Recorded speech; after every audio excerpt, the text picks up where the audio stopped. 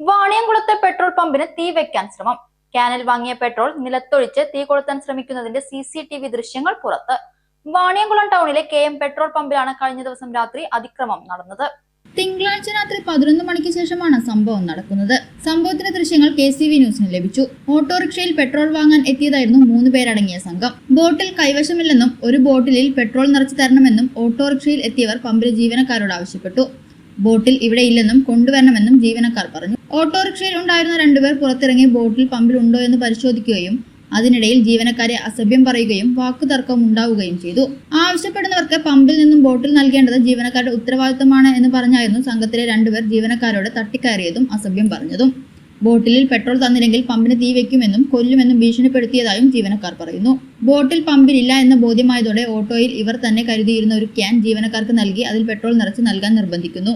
ഭീഷണികൾക്കും അസഭ്യം പറച്ചിലിനും ഒടുവിൽ ജീവനക്കാർ പെട്രോൾ ക്യാനിൽ നിറച്ച് നൽകുന്നു. അതിനുശേഷം വാങ്ങിയ പെട്രോൾ പമ്പിനുള്ളിൽ നിലത്ത് ഒഴിക്കുകയും തീ കൊളുത്താൻ ശ്രമിക്കുകയും ചെയ്തു. സംഭവത്തെ തുടർന്ന് പമ്പ് മാനേജർ ഷൊർണൂർ ഡിവൈഎസ്പിക്ക് പരാതി നൽകി.